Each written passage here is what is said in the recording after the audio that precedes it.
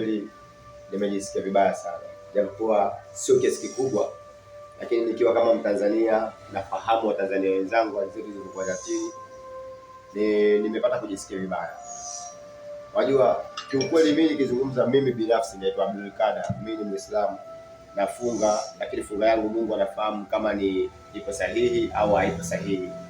Nafunga, napambana, nakuja kazini kama hivi na vitu vingine viendelee. Lakini mbali ya hayo yote, mimi ni mshabiki wa Diamond Platinum na nampenda. Kwa ufupi, na fly anachokifanya, na fly mapambano yake alipotokea mpaka kufika pale. Lakini sitaki kuamini kama Diamond hajui kama kuna maisha magumu.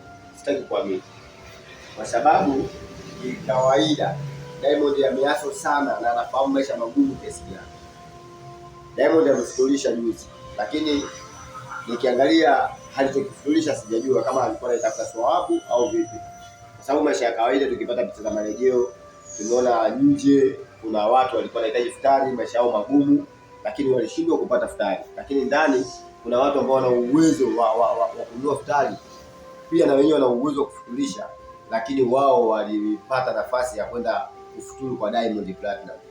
Lakini nikiangalia futari kikawaida inatolewa kwa watu ambao wale wasiojiweza.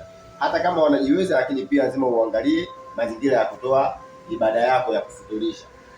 Kwa hiyo kwenye hili mimi ni mshabiki sawa wa Diamond.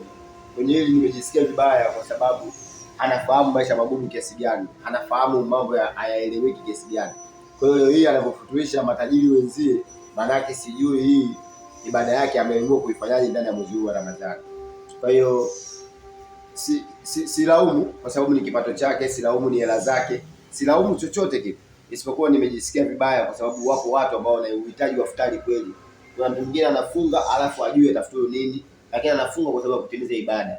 Lakini watu kama hao ndo naamini waweze kusaidiwa futari na sio kukaa kimajigambo, ma-TV, watu wanakula wanasaza, lakini kuna watu hawana uwezo wa kula futari hata shilingi 500. Kwa hiyo kwenye hili fundi wangu Diamond Platinum haujafeli kwa sababu kipato chako, lakini kama haiko sawa hivi. Kwa hiyo kabla haijaisha mwezi wa Ramadhani, kama utakuwa na uwezo wa kufutulisha tena kwa wale watu ambao wanakaa ya maskini, fuata kaya maskini ili utimize ibada yako.